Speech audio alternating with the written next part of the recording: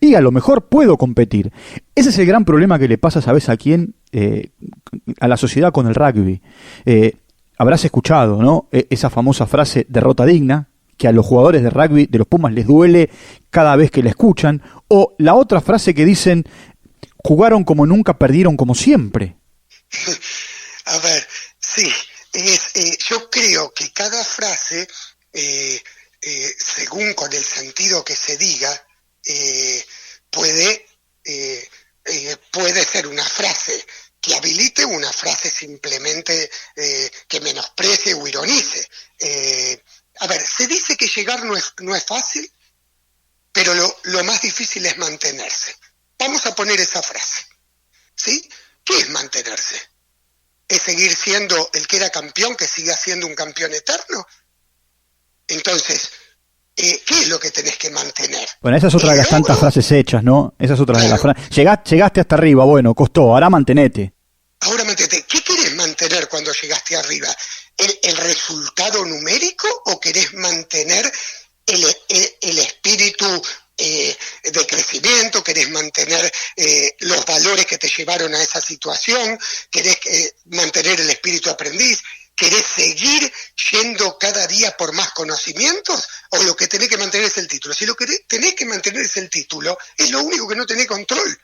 Creo que lo grande de alguien que se mantiene a través del tiempo es que se mantiene siendo emprendedor y que pone en juego todos los días lo que se llama prestigio. Derrota digna, ¿qué es derrota digna? Yo creo que la derrota digna es cuando vos pusiste en el campo todos los recursos que tenías y hasta los que no tenías hasta ese momento pudiste plasmarlo en el campo y no ganaste porque el rival, a pesar de todo eso, fue mejor. Y si es mejor, ¿qué le vas a hacer? Tenés que seguir mejorando y seguramente las próximas generaciones, hay generaciones que no ganaron, pero habilitaron a otras a que ganen. Porque no ganaron a nivel numérico total, pero sí fueron ganando tanto crecimiento y experiencias que permitieron a los que siguieron capitalizar un montón de cosas para después ganar. A mí me tocó con las Leonas estar en un momento de explosión, pero todas las etapas anteriores habilitaron la posibilidad de explosión en ese proceso. Sin duda. Entonces, ¿cómo voy a decir? Todos los procesos anteriores ayudaron a que se dé ese triunfo. Entonces, y ayudaron a que el hockey empiece a ser. Entonces, eso muchas veces no se cuenta y es un gran error. ¿Qué le vamos a decir a nuestros hijos? Que si vos sos, si vos sos cantante y no sois Mick Jagger, vos no valés. Lo más importante es que si vos querés cantar y querés armar un conjunto, lo armes y con toda la profesionalidad, la pasión, todo lo puedas armar. Lo mismo un maestro, lo mismo un médico. Entonces, yo lo que trato es, muchas veces me preguntan, ¿y qué haces con el exitismo? Porque vos hablás de esta manera y la sociedad muchas veces piensa de otro. Y yo, si la sociedad piensa de otro, es el problema de la sociedad. Lo que yo vivo en sociedad, pero no vivo para el deber ser de la sociedad. Vivo para construir un ser que no quiero convencer a la sociedad. Lo único que desde mi lugar puedo inspirar algo para que por lo menos nos hagamos más preguntas. Pero yo no voy a poder controlar el exitismo de afuera. Y entonces voy a actuar como me parece y como todos los días reviso que nos puede hacer crecer a los demás y vivir en plenitud, y vivir con intensidad, y vivir construyendo ser.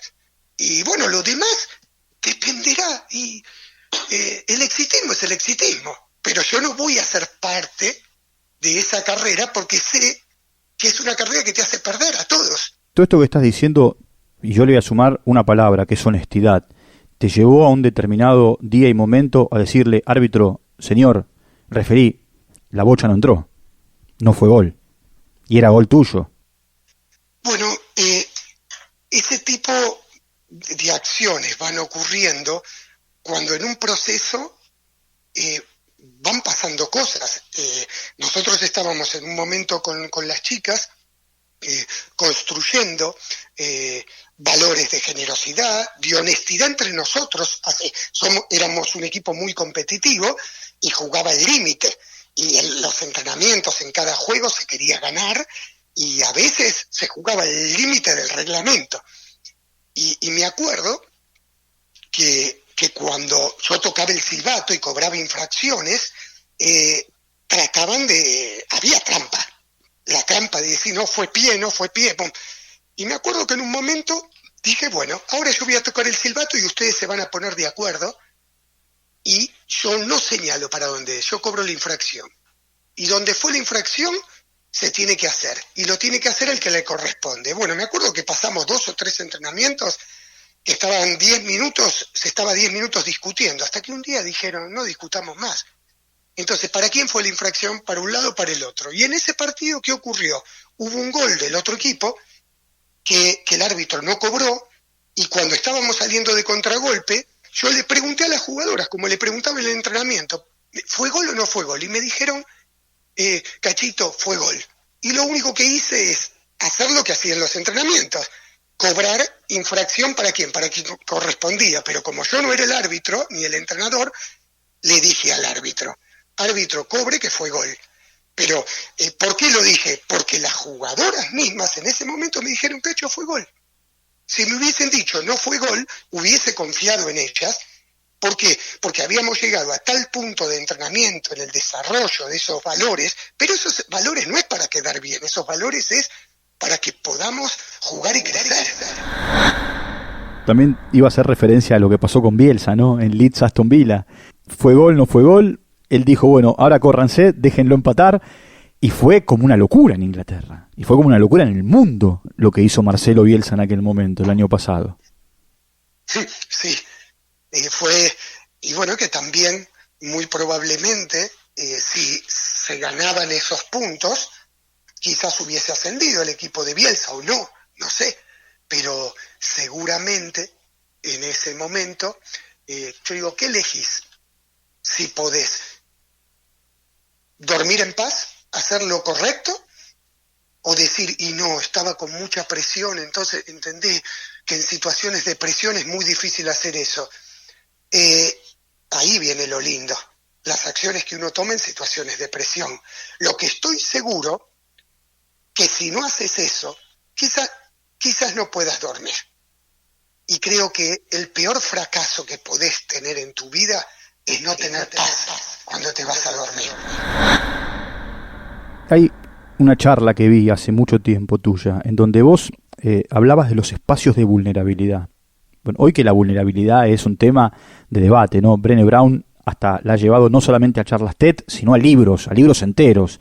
Y hablas del reconocimiento de esa vulnerabilidad. ¿Cuáles son esos espacios de vulnerabilidad? ¿Y cómo es el reconocimiento que vos hacés de la vulnerabilidad? Bueno, tuve la suerte cuando tenía 17 años de empezar a dirigir equipos de divisiones menores de caballeros, sub-12, sub-14, y de divisiones menores de damas, sub-18, sub-16, sub-14, y cuando cumplí 18 ya entrenar una primera división. ¿Qué aprendí en ese espacio con ese grupo, que me acuerdo que era del Club Los Cedros? Yo era el más chico de todos, era el entrenador, el más chico. Es más, las jugadoras me iban a buscar a mi casa y me llevaban, tocaban el timbre y tenía que bajar mi madre para recibirme. Imagínate si ese no es un espacio de vulnerabilidad. Y bueno, a partir de ese momento tuve la suerte que mis maestras sean personas entre 20 y 35 años, había psicólogas, había sociólogas, había profesoras. ¿Y qué aprendí en ese instante, en todas las charlas que teníamos? Ellas iban aprendiendo de hockey y yo aprendía de la vida. Y con la mujer aprendí la fortaleza que tiene el espacio de vulnerabilidad. Hasta ese momento, para los hombres era un espacio de debilidad, la vulnerabilidad. Con ellas aprendí lo que era vivir las emociones, permitirme errar, permitirme decir perdón, permitirme descubrir y decir, bueno, en ese momento yo era adolescente, tenía un montón de inseguridades, y no te imaginás cuando podía transmitir una inseguridad, la fortaleza y la confianza que se generaba en el sistema. Porque cuando en un sistema donde de seres humanos, donde nos damos cuenta que todos podemos fallar, que tenemos cosas talones de Aquiles, que hay cosas que nos cuestan, que hay cosas que no nos animamos, se empieza a construir un espacio de fortaleza y de fluir impresionante. Yo no sabía, no le ponía el nombre vulnerabilidad, lo que sí estoy seguro que desde los 18 años la pasé por el cuerpo, el corazón, la cabeza, la vulnerabilidad. Y en algún momento, quizás, mi formación como entrenador, Cachito, es ahí, Cachito, informador de grupo y Cachito. Yo creo que con los equipos primero tenemos que encontrar a ese campeón interno que hay dentro de cada uno. Y para encontrar ese campeón interno, hay que ir a esos espacios de vulnerabilidad, para generar esa fortaleza, esa confianza y esa aceptación y comprensión. Yo creo en la aceptación, no en la resignación, sí en la aceptación. Y para mí la vulnerabilidad hace que los equipos, los pueblos, las sociedades crezcan y desarrollen un valor fundamental que es la empatía. Bueno, vos sabés que, por supuesto, esta es una charla de un entrenador de hockey muy importante como sos vos y un periodista como yo, pero podría ser tranquilamente una charla de un periodista con un líder o una charla de coaching. Tiene mucho que ver esto de la resignación, la ambición, el encuentro de la paz. Y vos nombraste en este último relato lo que te ocurrió a partir de trabajar con mujeres, y ahí ahora entendí y entiendo por qué vos hablás mucho del poder femenino y por qué hablás del empoderamiento a partir de la mujer, que muchas veces yo la relacioné con tu trabajo con las leonas. No, hay que ir más atrás, hay que ir a los orígenes para entender el porqué de esta frase. Sin duda. Para decirte una anécdota, ¿no? Yo no cuento muchas anécdotas, pero me acuerdo que habíamos ido a bailar con el equipo, ¿sí? Y en un momento, dos de las chicas más grandes me esperaron para irnos juntos y me dijeron, ¿y cómo te fue, Cachito? ¿Cómo te fue hoy? Bien, como siempre. Y ellas ahí no escucharon el bien como siempre. Ellas escuchaban lo que yo no decía, lo que hablaba mi cuerpo. Bien como siempre. ¿Qué es como siempre? Y como siempre. ¿Y ganaste algo, Cachito? Me lo dijeron así. Y yo le dije, no, como siempre. ¿Y entonces qué es ese bien como siempre? ¿Estás bien? Háblame de ese bien. Y me acuerdo que nos volvimos en el auto hablando de ese bien. Y cuando yo empecé a hablar de ese bien, y como siempre, me puse a llorar.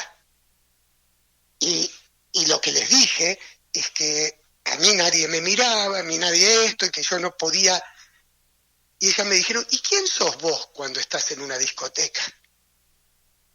Y yo qué sé, no sé, ¿sos el mismo que sos con nosotros? Porque nosotros vimos que en la discoteca te pones un traje de canchero. ¿Y a vos te gusta ser canchero? Y yo le dije que no. ¿Y por qué? Y porque es la única manera de conquista. Y ahí me dijeron, mira, Cachito, vos no sos eso. ¿Y vos cómo pensás que conquistaste a nuestro grupo siendo uno de los un entrenador jovencísimo que querramos que nos entrenes en primera? Hay algo que se llama antihéroe. Y el verdadero héroe está en el antihéroe. En el camino de todo esto, sos el padre de la criatura no sé si el mejor equipo de la historia del hockey, pero de lo que se llamó Las Leonas y se llama Las Leonas. A partir de algo que se generó contigo, surgió ese nombre y hoy en el mundo son Las Leonas.